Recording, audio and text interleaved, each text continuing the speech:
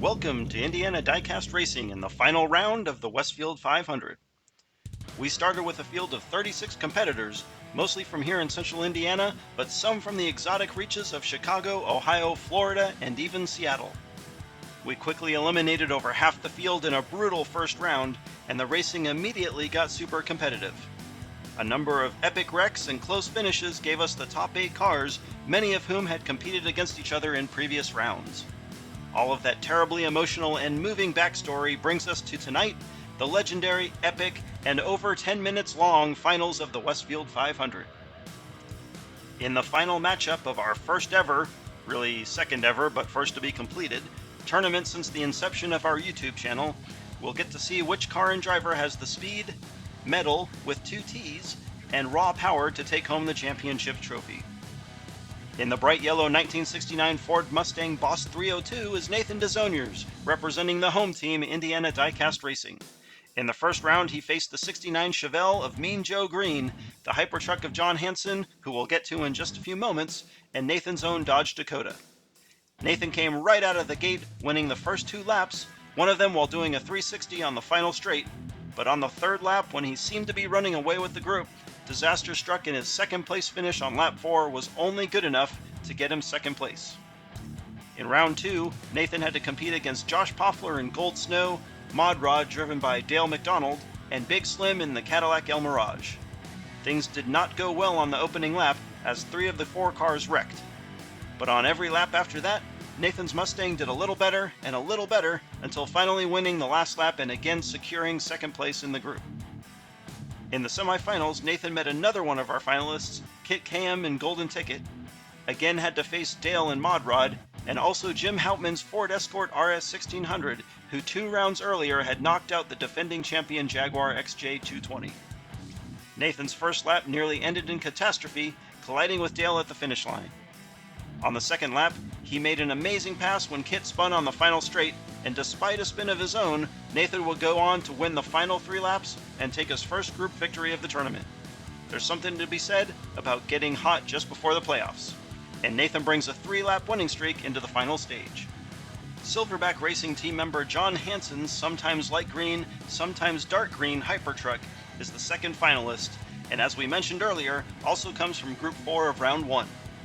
After only qualifying 22nd, John started 3rd in this group, but he came out hot despite having to compete with Nathan's Mustang. He quietly joined Nathan on the front row while racking up 2 second-place finishes and capitalizing on Nathan's 3rd lap wreck, winning that lap in spectacular fashion, then taking the final lap on the back of some impressive blocking.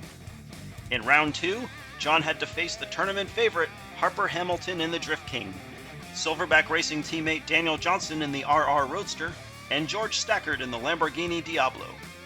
John would make short work of this really competitive group, starting from the pole and never once giving it up, thanks in part to a horrendous wreck by Harper on lap 3.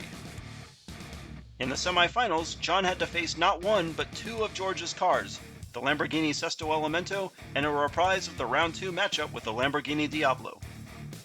He also had to beat another of Nathan's cars, the white Ford Escort Rally. The first lap would see John hold off Nathan for an impressive 7th consecutive lap victory, a feat only one other car this entire tournament has even come close to matching. Racing would get a little testy after that, but John would still manage a string of second-place finishes to win the group.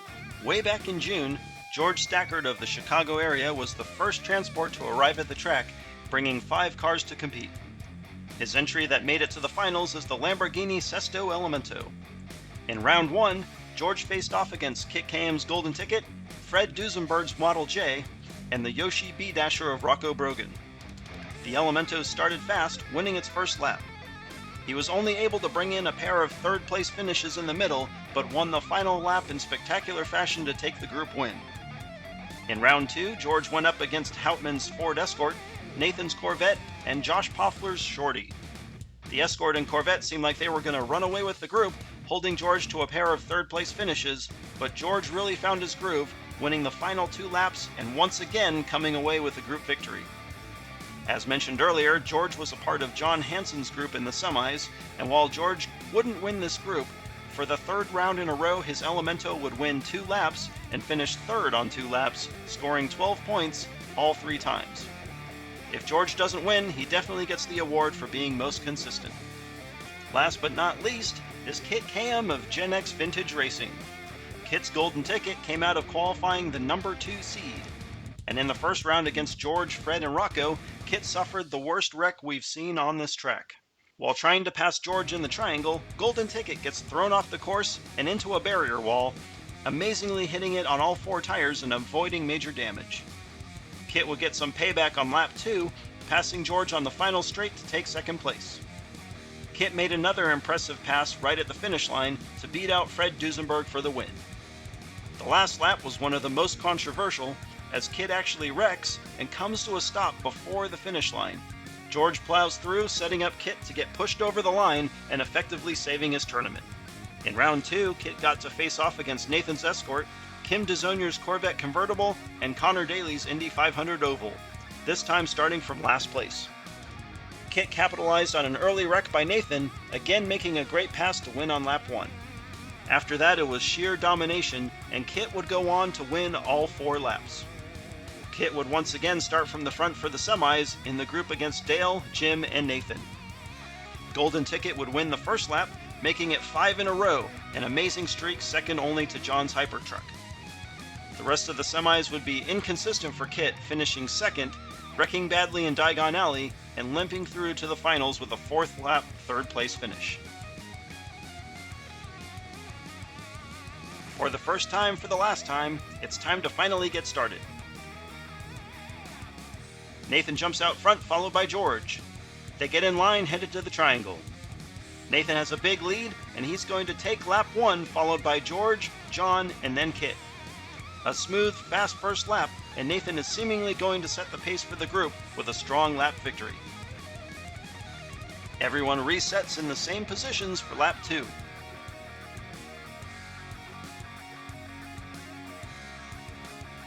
Nathan whips out front while the rest of the group gets loose.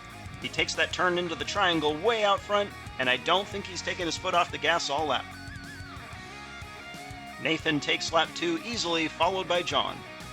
It looks like George and Kit have stalled up near turn 2, but they both appear to be on the track and will earn points for 3rd and 4th.